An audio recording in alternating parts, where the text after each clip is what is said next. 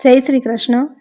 આ વિડીયોમાં અજમલજીના મિનલદે સાથેના વિવાહ તેમજ અજમલજીની દ્વારકા યાત્રાની કથા સાંભળશું, જે બીજના દિવસે સાંભળવાનો ખૂબ મહિમા છે। ખૂબ જ સુંદર આ કથા સાંભળવી આપને જરૂર ગમશે। જો કથા પસંદ આવે તો વિડીયોને લાઇક કરી, શેર કરી, કોમેન્ટ કરી ચેનલ સબસ્ક્રાઈબ જરૂર કરજો। તો અજમલજીના મિનલદે સાથેના વિવાહની કથા શરૂ કરીએ। બોલો રામા પીરની જય। એમ માનવામાં આવે છે કે રાજા રાણસિંહજીના 8 પુત્રો હતા, જે નરેનના ગ્રામમાં રહેતા હતા। અલાઉદ્દીન ખિલજીના સમયમાં ધાર્મિક ઝઘડા ખૂબ જ વધી ચૂક્યા હતા। મુસ્લિમ શાસકો તેમના ધર્મને સર્વવ્યાપી બનાવવા માંગતા હતા। એ માટે ધન, પદવી, પ્રાણદંડ વગેરે સાધનો અપનાવીને બીજા ધર્મો પર કુઠારાઘાત કરવામાં આવવા લાગ્યો। તેમાં યુદ્ધ કરતા રણસિંહજીના 6 પુત્રો શહીદ થઈ ગયા।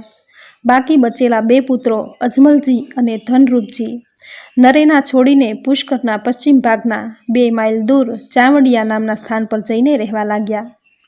બાદશાહની ફૌજોએ ત્યાં પણ તેમનો પીછો છોડ્યો નહીં। ત્યારે બંને ભાઈઓ ભાગીને મારવાડના બાડમેર જિલ્લામાં શિવ તાલુકામાં આવેલા હુડા કાશ્મીર નામના ગામમાં રહેવા લાગ્યા। હુડા કાશ્મીરના ઠાકુર અજમલજીની કીર્તિ આખા મારવાડમાં ફૂલોની સુગંધની જેમ ફેલાવા લાગી।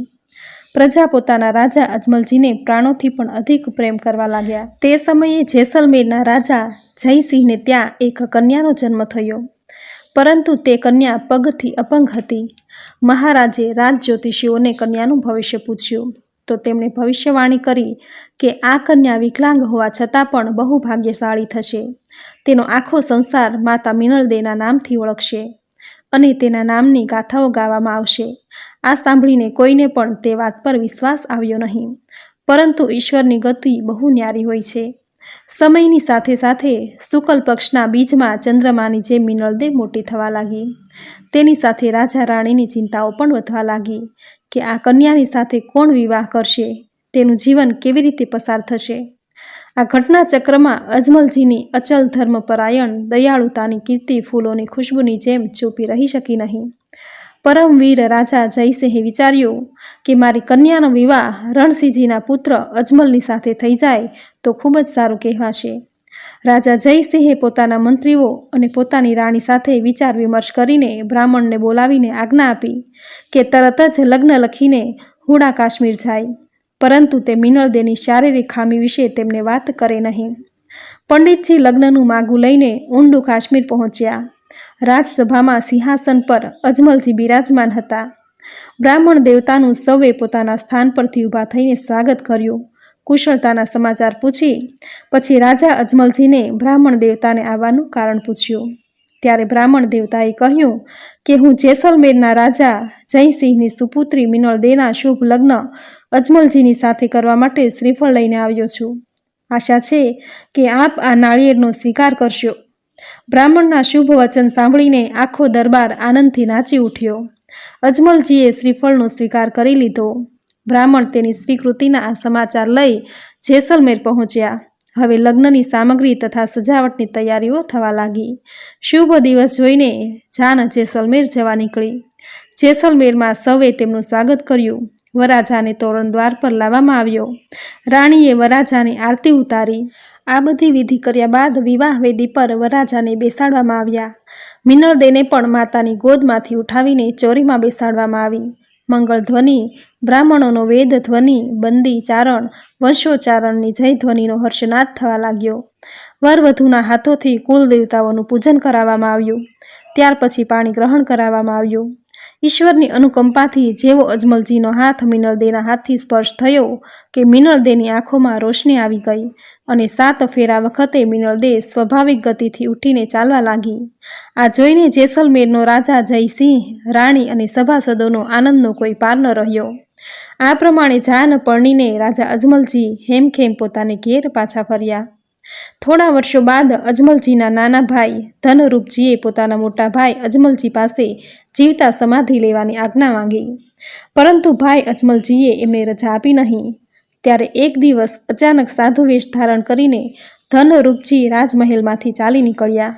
તીર્થાટન યાત્રામાં અનેક સ્થાનોનું ભ્રમણ કર્યું અને છેવટમાં મેવાડમાં મંડી મિયાલા નામના ગામમાં જીવતા સમાધિ લીધી અને અંતર્ધ્યાન થઈ ગયા. જ્યારે અજમલજીને આ વાતની જાણ થઈ કે નાના ભાઈ ધનરૂપજીએ સમાધિ લઈ લીધી છે તો તેઓ ખૂબ દુઃખી થયા. હવે તે દ્વારકાધીશની સેવામાં જ પોતાના દિવસો વિતાવવા લાગ્યા. એમને હજુ સુધી કોઈ સંતાન થયું ન હતું.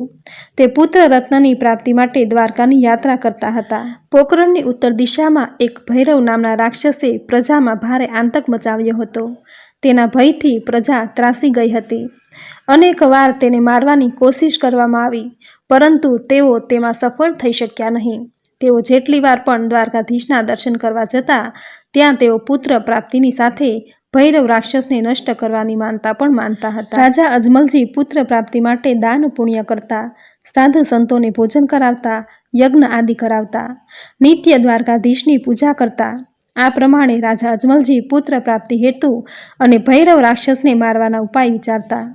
દ્વારકાપુરી જવાની તૈયારીમાં લાગી ગયા. તે રાતમાં ઇન્દ્રની કૃપાથી ભારે મુશળધાર વરસાદ થવા લાગ્યો. સવારમાં ખેડૂતો બળદને જોતરીને ખેતરની તરફ ચાલી નીકળ્યા. આ બાજુ અજમલજી સ્નાન આદિ કાર્યથી પરવારીને પાછા આવી રહ્યા હતા. ખેડૂતો અજમલજીને જોઈને પાછા ઘર તરફ વળી ગયા. અજમલજીએ ખેડૂતોને પૂછ્યું કે તમે લોકો મને જોઈને પાછા ઘેર કેમ જતા રહ્યા છો? આ સાંભળીને તેમાંથી એક વૃદ્ધ ખેડૂત ડરતા ડરતા બોલ્યો કે હે મહારાજ, આપ નિસંતાન છો, એટલે કે વાંજ્યા છો. નિસંતાનનું મોઢું જોઈને કોઈ પણ શુભ કાર્ય કરવામાં નથી આવતું. એટલા માટે અમે લોકો આવતીકાલે ખેતરમાં હળ ચલાવીશું, માટે અમને ક્ષમા કરો. ખેડૂતની આવી વાત સાંભળીને રાજાને ભારે આઘાત લાગ્યો. તેઓ ધ્રુસકે ધ્રુસકે રડવા લાગ્યા. અજમલજીએ વિચાર્યું કે આવા જીવનથી તો મરવું જ સારું. તેઓ ઉદાસ ભાવથી આંખોમાં આંસુ સાથે મહેલમાં આવી સૂનમૂન થઈને બેસી રહ્યા. રાણી મિનળદેઈએ પતિ પાસે બેસીને પૂછ્યું કે સ્વામી, આજે આપને આ શું થઈ ગયું છે? આપની આવી દશા કેમ છે? શું મારાથી કોઈ અપરાધ થઈ ગયો છે? અજમલજીએ ટૂંકમાં પોતાની સાથે બનેલી ઘટના તેમને કહી સંભળાવી. પોતે અપુત્ર હોવાને કારણે પોતાને જોઈને ખેડૂત હળ બળદ લઈને પાછા ઘેર ગયા. તેઓ શુભ કાર્યમાં મારા દર્શનને અશુભ તેમજ અપશુકન માને છે. રાણીને પણ ખૂબ દુઃખ થયું. તે બોલી, સ્વામી, આપ પુરુષ છો, માટે પુરુષાર્થ કરો. આ પ્રમાણે ધીરજ ન ગુમાવવી જોઈએ. મારું કહેવું માનીને આપ એકવાર ભગવાન આશુતોષ વિશ્વનાથના દર્શન કરવા જાઓ. તેઓ તરત જ પ્રસન્ન થઈને ભક્તની ઈચ્છા પૂરી કરે છે. તે આપની ઈચ્છા પણ જરૂર પૂરી કરશે. રાણીની વાત સાંભળીને રાજા સવાર થતાં જ કાશીની યાત્રાએ ચાલી નીકળ્યા.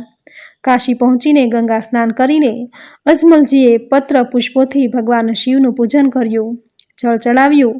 આ પ્રમાણે નિરાહાર રહીને પૂજા કરતાં કરતાં 7 દિવસ પસાર થઈ ગયા. 8મા દિવસે રાત્રે ભગવાન શિવે પ્રગટ થઈને દર્શન આપ્યા અને કહ્યું કે અજમલજી, એકવાર ફરી પુત્ર પ્રાપ્તિ માટે દ્વારકાની યાત્રા કરો. તમારી મનોકામના ભગવાન દ્વારકાનાથ જરૂર પૂરી કરશે. હું તમારી સેવાથી ખૂબ જ પ્રસન્ન થયો છું. અજમલજી ઘેર પહોંચ્યા અને રાણીને તે બધી વાત કહી સંભળાવી.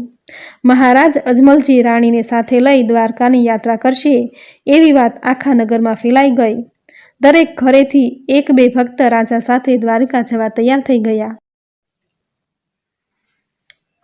સામર ભક્તે પણ ભગવાનને ભોગ ચઢાવવા માટે પાશેર, ચોખા, અક્ષત અજમલજીને આપતા કહ્યું, ભગવાન શ્રી કૃષ્ણને કહેજો કે આપનો ભક્ત સામર પણ અપુત્ર છે. તેની દશા પર કૃપા કરીને તેને પણ એક પુત્ર પ્રદાન કરજો. અજમલજીએ તે પ્રેમ પૂજ્યનો ઉપહાર પણ સાથે લઈ લીધો.